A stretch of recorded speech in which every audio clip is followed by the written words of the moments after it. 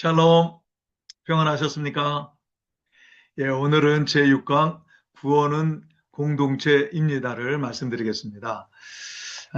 사실 지난번 제가 그 4강에서 구원은 개인적인가 라는 강의를 했는데 여러분들이 제 강의를 듣고 문제를 제기했습니다. 구원은 개인적이지 않습니까? 이런 의문을 제기하셔서 제가 구원은 공동체라고 하는 사실을 확실하게 인식할 필요가 있어서 오늘 언약에 대한 말씀을 준비했는데 이 부분을 다시 보완해서 제가 준비했습니다.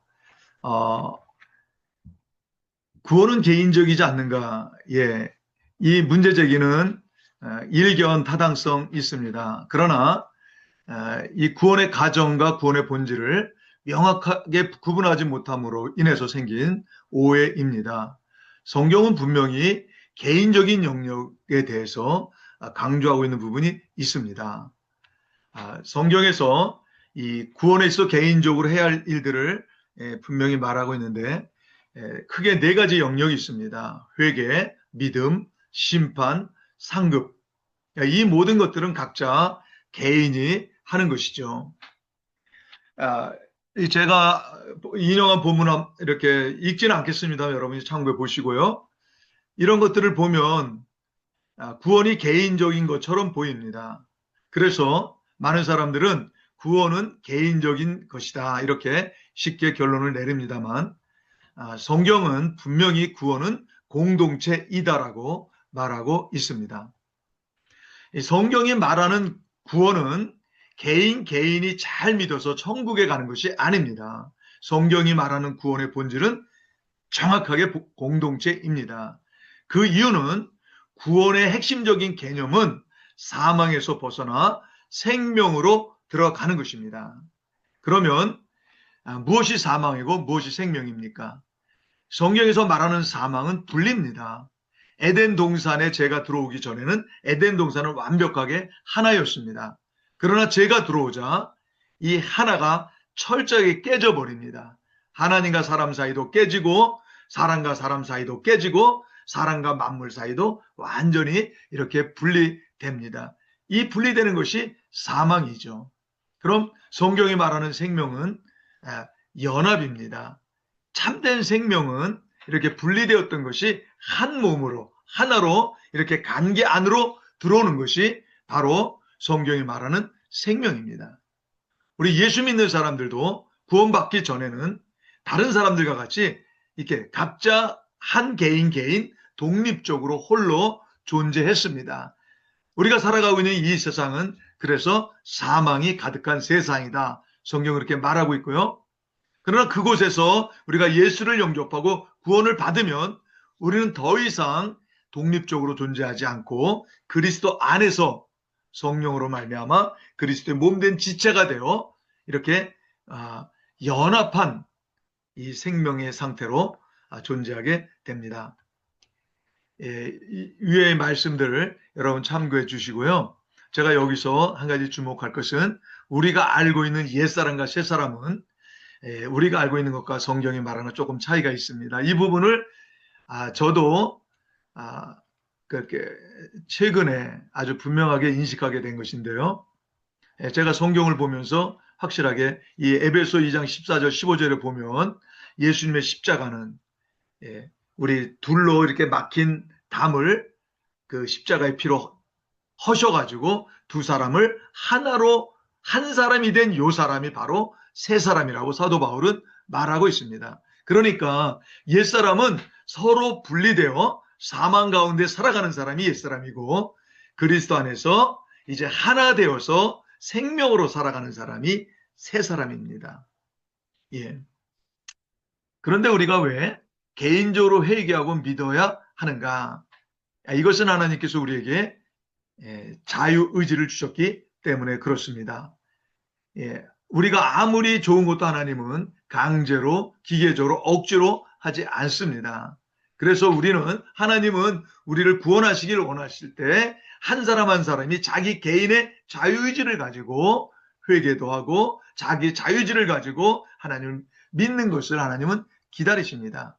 그러나 이런 개인적으로 하는 행동, 회개라든가 믿음, 이런 것들이 구원 그 자체는 아닙니다. 구원으로 들어가는 그 하나의 그 가정입니다. 예를 들면 결혼은 우리가 각자가 하죠. 그렇지만 결혼의 목적은 부부가 돼서 한 몸을 이루는 것입니다. 이와 같이 이렇게 개인이 회개하고 믿는 것은 구원이 아니라 이제 구원의 실체인 공동체 안으로 들어가기 위한 가정입니다. 여러분, 우리는 이 은사와 상급에 대해서도 이렇게 잘못 이해하고 있는 부분이 많이 있습니다. 이것은 다분히 모더니즘의 영향으로 개인주의화된 것이 성경을 이해할 때 그들의 그런 관점으로, 세상적인 관점, 개인주의적인 관점으로 성경을 보기 때문에 철저하게 공동체적인 이 성경의 의미를, 은사나 상급을 다 개인적으로 이해합니다. 성경은 이 은사가 개인적인 성공이나 개인적인 소유로 말하지 않고 공동체를 세우기 위한 것으로 이야기하고 있습니다. 상급도 달란트 비유에서 보면은 5달란트를 받거나 2달란트 받은 사람에게 하나님께서 칭찬하면서 뭐라고 그럽니까? 착하고 충성된 종아, 내가 작은 일에 충성했으니 더 많은 것으로 맡긴다.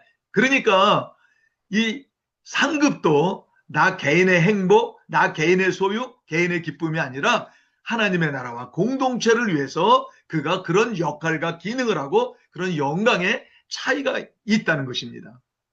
면류관 마찬가지고요. 은사 상급은